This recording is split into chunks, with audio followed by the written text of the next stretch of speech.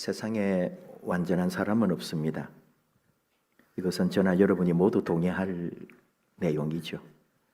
목회자도 나약한 모습도 많이 있고요. 그래도 또 목사라는 이름으로 교회의 설교자가 되어서 여러분 앞에 이렇게 서 있습니다. 대한예수교장로회 헌법에서 목사의 직무는 하나님의 말씀으로 교훈하며 성례를 거행하고 교인을 축복하며 장로와 협력하여 지휘권을 행사한다라고 되어 있습니다. 교회라고 하는 공동체 안에서 말입니다.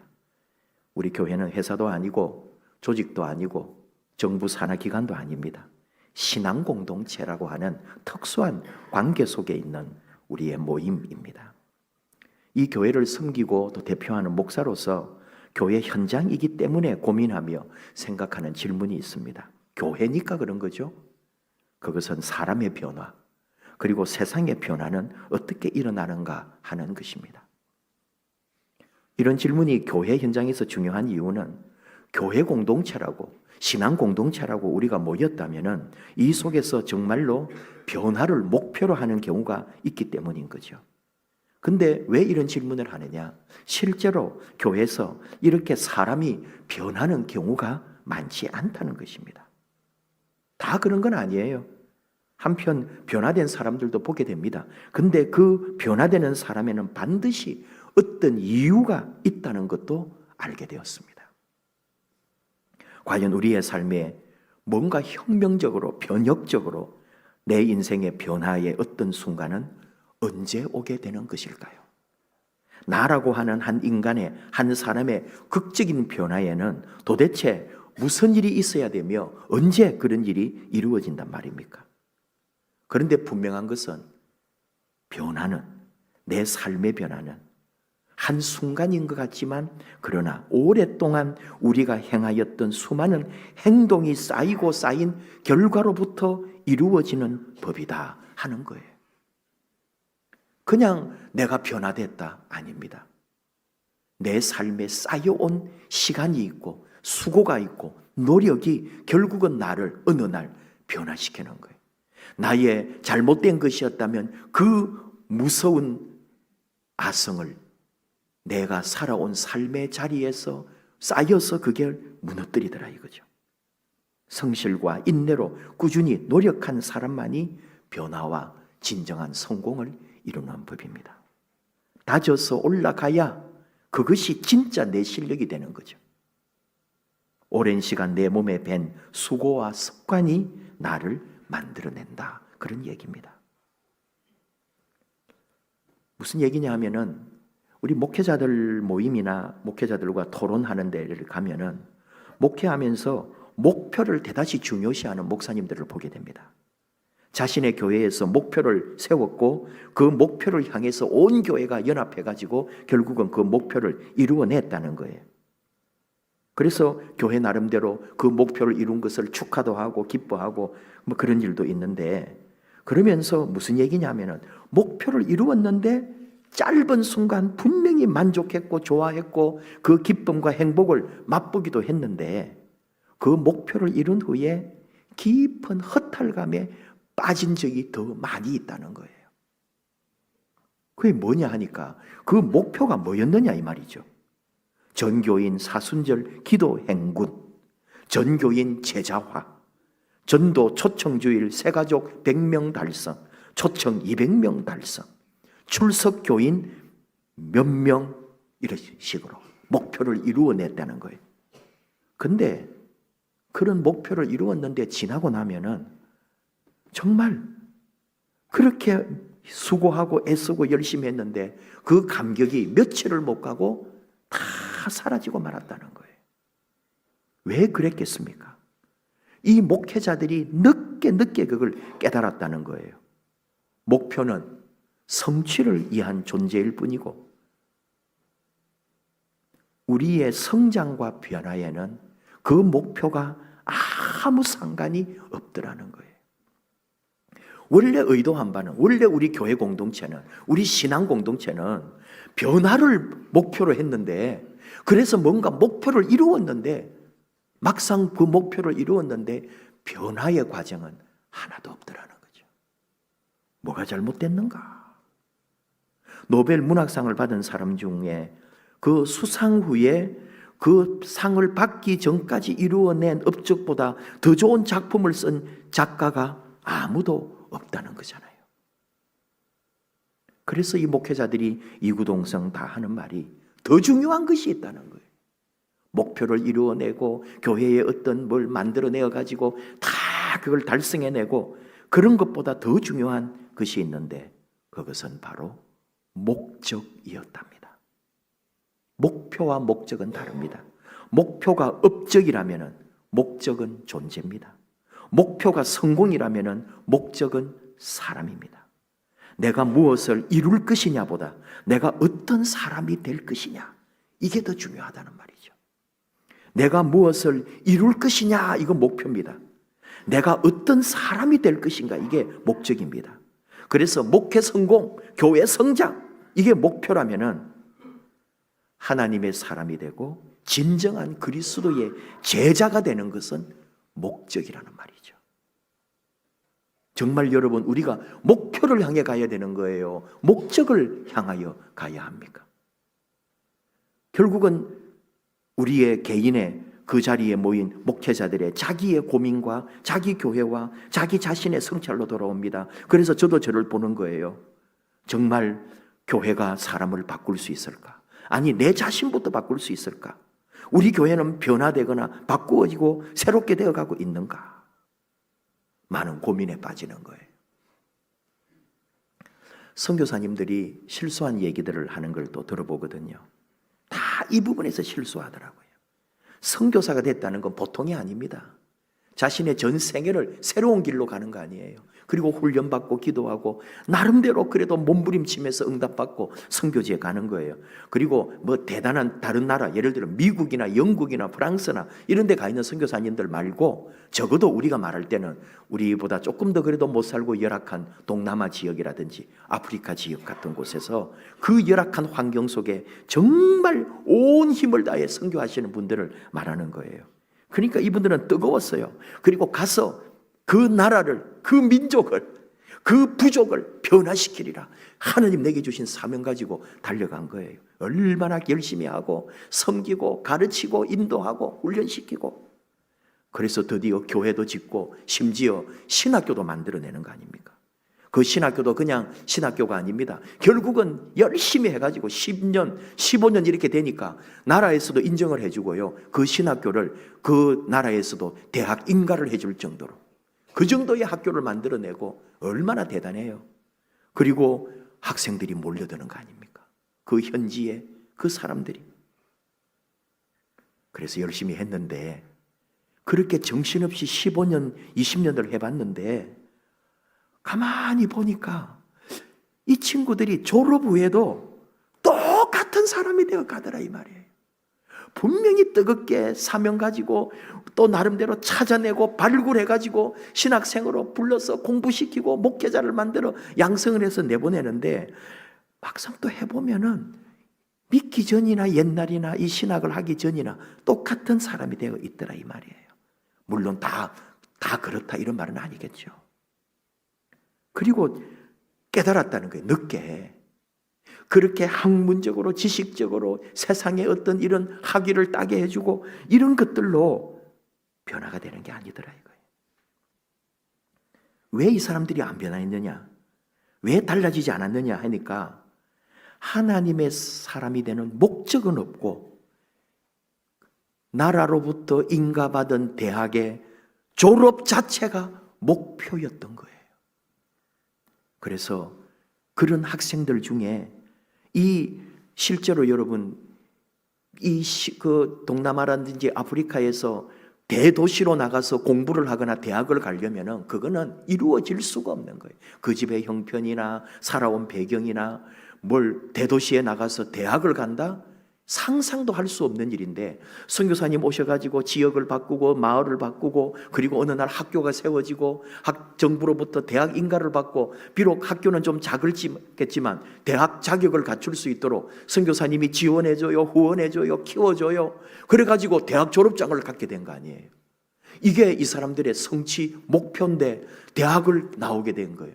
그리고 이제는 주의 종으로 가서 선교하고 목회하라 그랬더니 한국에, 미국에 유학하고 싶다는 거예요. 내 평생에 대학은 꿈도 못 꿨는데 인가받은 대학 졸업장을 받았고 이제는 이 유학을 가가지고 더 멋지게 성공하고 싶다고. 이게 우리 마음이더라. 선교사님들이 그런 것들을 보면서 크게 깨우친 바가 크다는 거예요.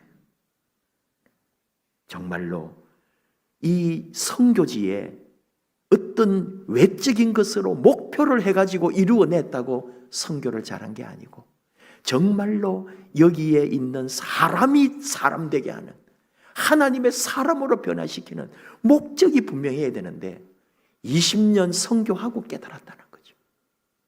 물론 다 그렇다는 말은 아닙니다. 어쩌면 우리 한국 교회도 선교사님들이 잘해놓은 것도 있지만 실패한 것들 중에 그런 거예요.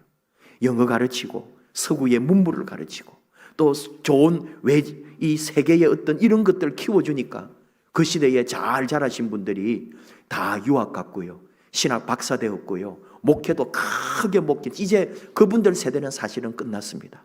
80, 90대가 다 됐어요. 그 세대들은.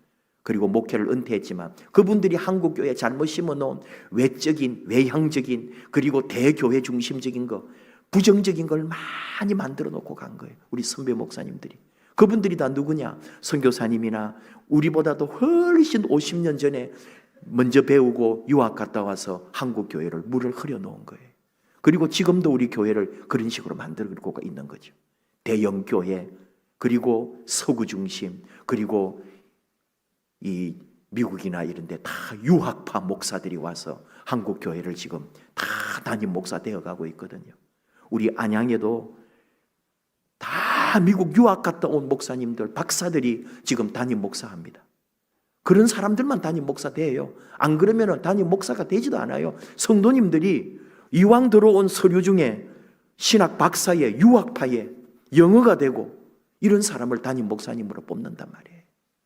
시대가 그렇게 된 거예요. 정말 그게 잘하는 것일까? 그거는 앞으로 10년 후에 또 지켜봐야 될 일인 거예요. 자, 그래서 선교사님들이 뭐 하는지 알아요? 정신 차리고, 내가 신학교 만들고 크게 만들고 한국교회에 내가 선교해가지고 이렇게 멋지게 선교했다고 막 보여주고 있었는데 이제 깨달은 거예요. 이거 아니구나. 다시 영성 훈련으로, 제자 훈련으로, 기도 훈련으로, 믿음의 뿌리로 들어가도록. 그거 놓치고 공부시켰더니 다 도리어 그 나라 망하게 됐다 이 말이에요. 무슨 얘기일까요? 결국은 저에게로 돌아온다 그랬잖아요. 교회를 보는 거예요. 야, 정말 우리의 교회는 뭘까? 정말 우리 교회는 본질과 목적을 찾아가고 있는가라고 할 때에 우리도 결국은 외형적이고 멋지고 더 사람들이 볼 때에 휘황찬란한 교회로, 그리고 사람 많고 뭔가 재정 든든하고 외적으로 보이기에 활동 많이 하는 그런 교회, 이것이 정말 교회인가? 아니거든요. 한 영혼 한 영혼이 하나님의 자녀가 되고 한 사람 한 사람이 그리스도의 제자가 됨으로써 내 자신이 변하고 가정이 변하고 이웃이 변하고 또 우리 교회가 하나님 주신 지상의 사명, 선교의 사명을 진심으로 감당하는 그런 교회가 되어가야 되는데, 알고 보면은 다 나의 영달을 위해서, 나의 성공과 나의 재미와 기쁨과 나의 만족을 위한 교회로 우리가 만들어가고 있지 않은지 우리는 우리를 돌아보는 거예요. 다시 우리도 돌아가야 된다 이거예요. 어디로 돌아갈 것인가 이거죠. 그 답이 어디 있느냐? 오늘 하나님께서 우리에게 주신 말씀에 그 답이 있습니다. 우리 삶을 바꿔야 되는 거예요. 그 삶을 바꾼다는 게 뭐냐? 습관을 바꾸는 거예요. 그저 성공을 향해서 죽도록 살아가는 이 삶이 아니라 내 삶의 한 가닥의 새로운 길을 잡아야 되는데 그것이 기도의 습관입니다. 다시 믿음의 기초로 돌아가지 않고서는 우리가 신앙인으로 우뚝 설 수가 없는 거예요. 오늘 주님께서 우리에게 주신 이 귀한 말씀 한마디, 예수께서 나가사 섭간을 따라 감람산에 기도하러 가셨다는 거예요. 우리가 하다 보니까 지난 금요일에도 예수님이 기도하러 가신 걸 봐요. 그때도 예수님이 원래 하시던 대로 습관을 따라 제자들 먼저 보내고 배 태워 보내고 자기는 산에 그 저녁에 기도하러 가셨다가 기도를 마치고 제자들을 만나러 물론 바다 가운데 나타나신 그런 말씀인데, 예수님은 언제나 기도가 습관이었단 말이에요. 예수님의 죽으심이 그냥 있느냐, 그의 십자가 사건이 그냥 있느냐, 그것은 오랜 동안의 기도의 생활로 그의 삶에 뿌리 내린 하나님을 향한 순종과 기도의 열매가 십자가의 역사로 나타나는 거지, 하루아침에 내가 십자가 지리라 아니단 말이에요. 그 뿌리 깊은 삶의 기도의 습관이 그 사람을 바꾸었고 예수가 되게 하고 메시아가 되게 하고 그리스도로 우리 앞에 있게 하는 거다, 이런 얘기죠. 오늘 우리에게 물어보는 거예요.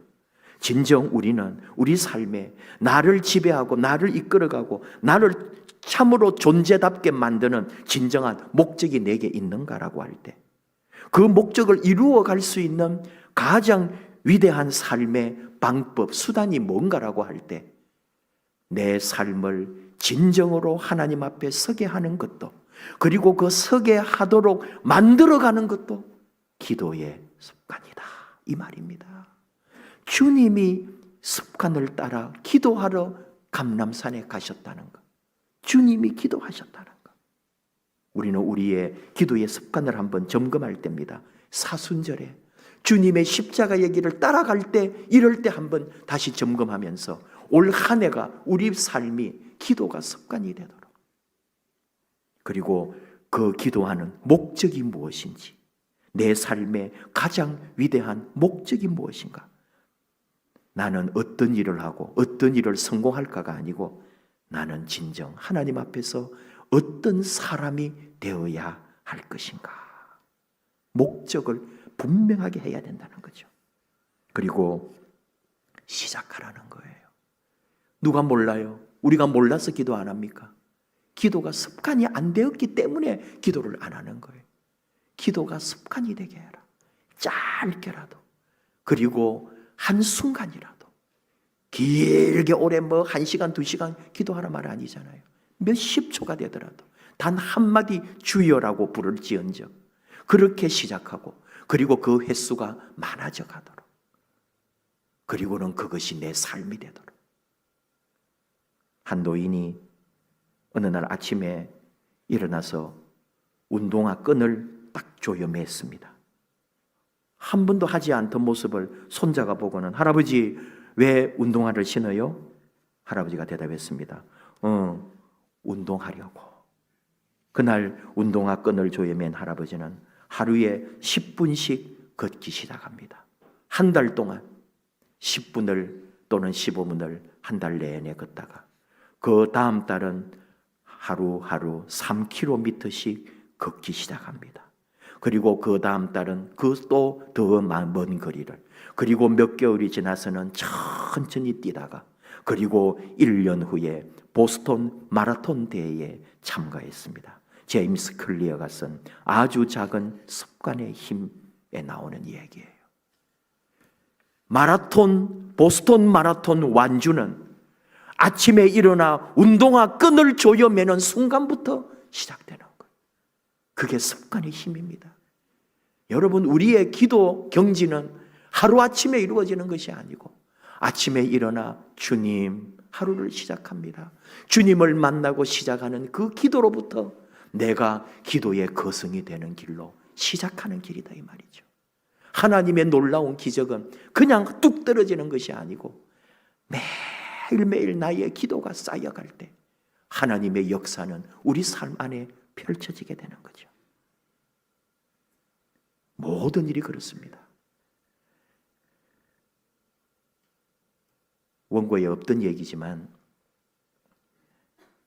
백화점에 명품관이 있는데 거기에 손님이 오면은 이제 그 명품관에도 뭐 팀장이 있고 직원들이 쫙 있는 거예요. 그래서 그 팀장은 자기 실적을 더 좋게 하고 싶어서 최고의 그 원래 VIP 손님이 있잖아요. 그런 분은 다 리스트가 있으니까 그런 분 오면은 거기서도 제일 높은 사람이 먼저 가서 그분을 응대하고 오셨습니까 하면서 쫙 해가지고 안내하고 설명하고, 그리고 그분이 많이 사면은 또 그 사람이 더 이거 되는 거예요. 자기가 더 인텐시브가 많은 거예요. 받는 게 많은 거예요. 근데 손님이 한 분 오신 거예요. 드라마예요. 짧게 만들어 놓은 거예요. 그 별 볼 일 없어 보이고 이름도 모르는 손님인 거예요. 그러니까 팀장이 네가 맡아, 이런 식으로 다른 직원을 딱 보냈단 말이에요. 아니 물론 지금 제가 하는 얘기는 그게 아니고, 원래 드라마는 그 팀장 같은 사람이 어떻게 오셨느냐는 식으로 처음 오셔가지고 뭐가 어쩌고 이러면서 그래가지고 둘이 따박따박 다투는 거예요. 근데 거기에 저는 댓글을 본 거예요. 그 댓글에 그게 본인의 사실이라고 생각을 한다면은 그분이 써놓은 거예요. 자기가 옛날에 백화점에서 명품관에서 일을 했대요. 진짜 너무 수더분한 사람이 왔는데 팀장이 네가 맡아라 그래가지고 자기가 그분을 이제 응대를 한 거예요.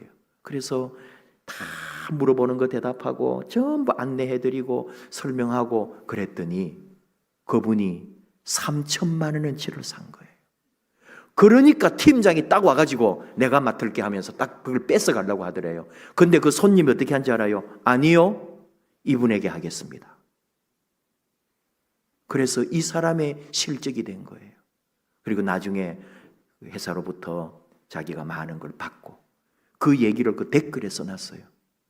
그것도 참 우리가 볼 때는 통쾌한 일인데, 그거보다 그 밑에 또 댓글 하나가 제 마음을 참 숙연하게 했습니다. 명품이 무엇인가? 명품관에 오신 손님을 명품처럼 대할 때 그것이 명품이지. 이게 댓글 중에 하나예요. 저는 그 댓글을 쓰신 분의 삶이, 야, 이분이 인생에 그 깔려있는 기본이 참으로 인격과 삶이 되신 분이다.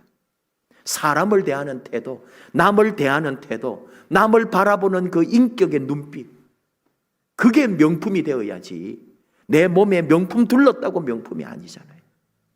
내가 그런 자리에 있다고 명품관에 일하면 자기가 명품 아니잖아요. 우리가 바뀌어야 되는 거예요. 그게 그냥 되는 게 아니고 하루아침에 이루어진 게 아니고 그 삶에서 뿌리 내린 내 삶에 밴 인격과 습관이라는 거예요. 세상의 삶도 그렇다 이 말이에요. 믿음 안에 사는 것도 그래요.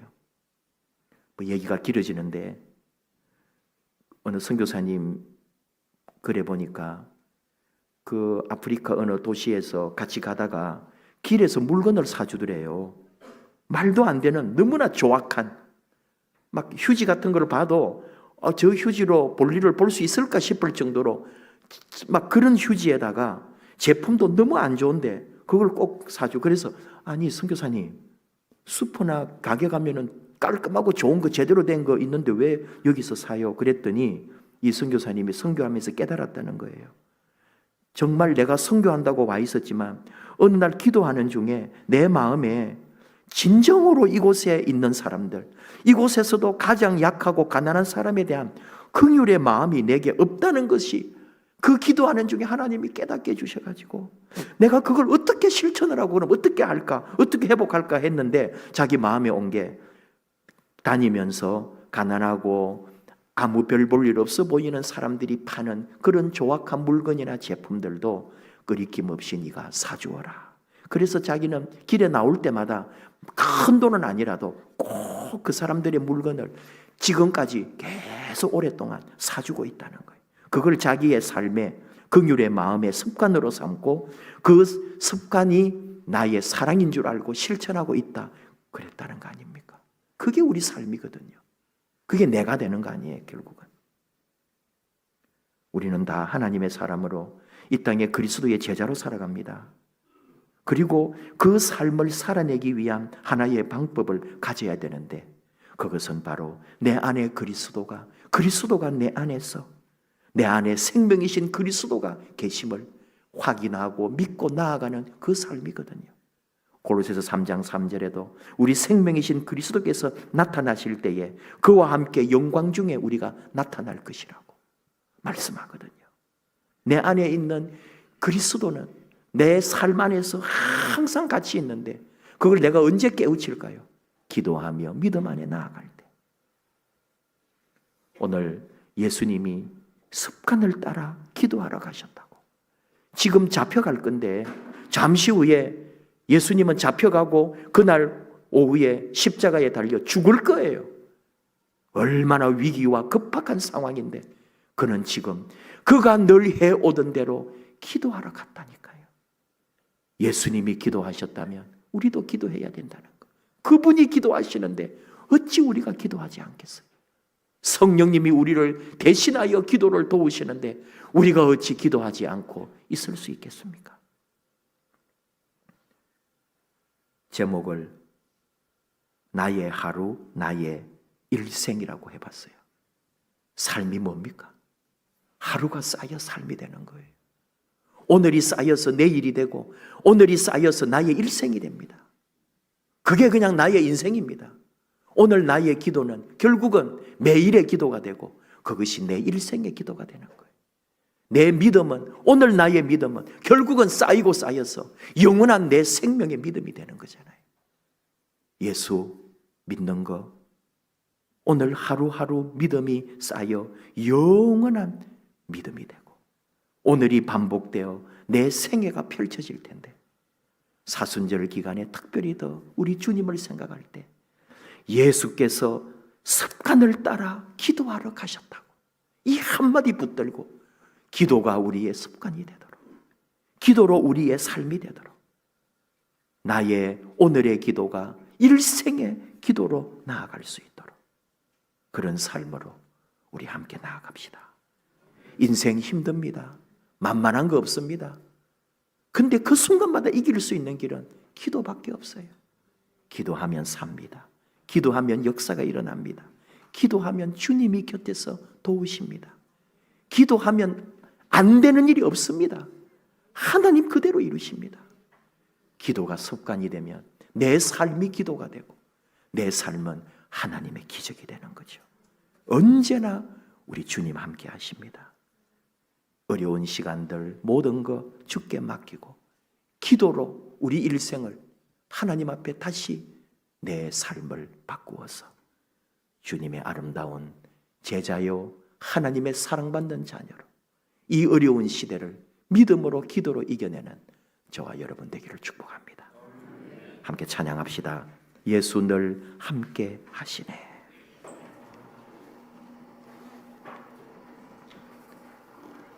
살아가는 모든 시간, 살아가는 모든 삶의 자리에서 기도로 다시 일어나고 기도로 주님의 뜻을 알고 이 힘든 시간도 주님과 함께 이겨나가기를 원합니다.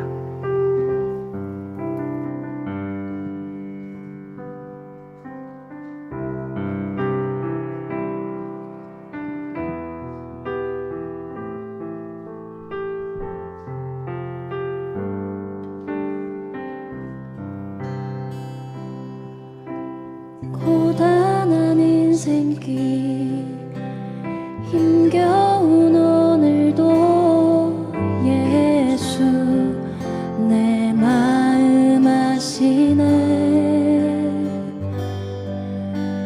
지나간 아픔도 마주할 세상도 예수 내 마음 아시네. 고단한 인생길 힘겨운 오늘도 예수 내 마음 아시네. 지나간 아픔도 마주할 세상도 예수 내 마음 아시네. 믿음의 눈 들어 주를 보리. 이 또한 지나갈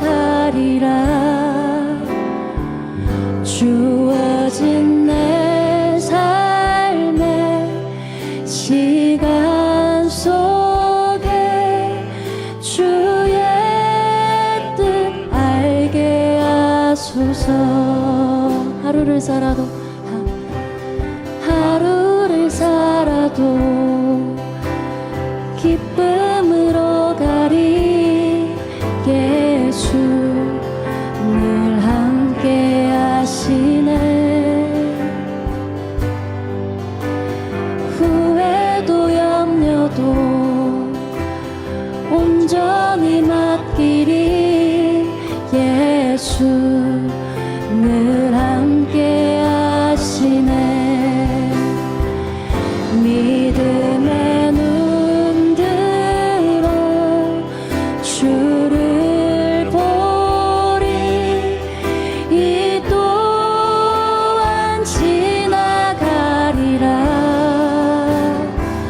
주어진 내 삶의 시간 속에 주의 뜻 알게 하소서. 믿음의 눈 들어 믿음의 눈 들어 주를 보리. 이 또한 지나가리라. 주어진 내 삶의 시간 속에 주의 뜻 알게 하소서. 한 번 더 고백합시다. 믿음의 눈 들어 주를 보리. 이 또한 지나가리라.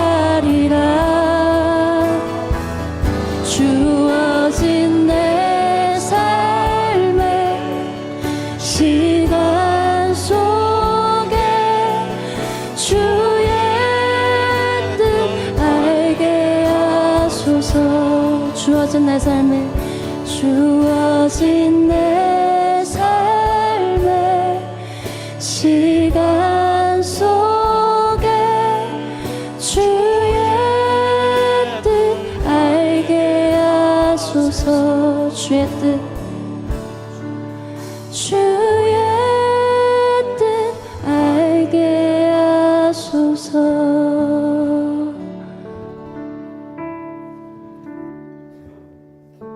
우리 잠깐 기도합시다.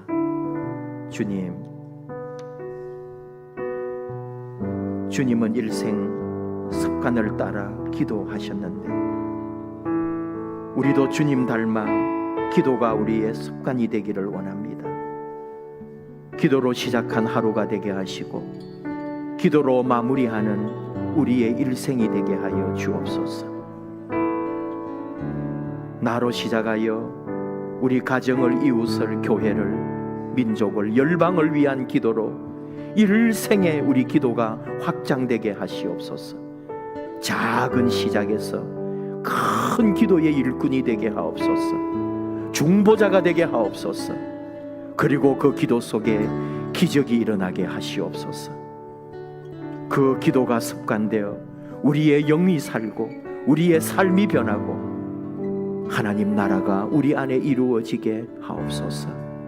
우리가 중보하며 서로를 위하여 기도할 때 우리 안에 치유의 사건이, 기적이 일어나는 놀라운 경험이, 하나님의 역사가 우리의 삶이 되게 하옵소서. 우리 함께 주여 부르면서 일생을 기도하는 종들로 서게 해달라고 우리 함께 나아가겠습니다. 주여.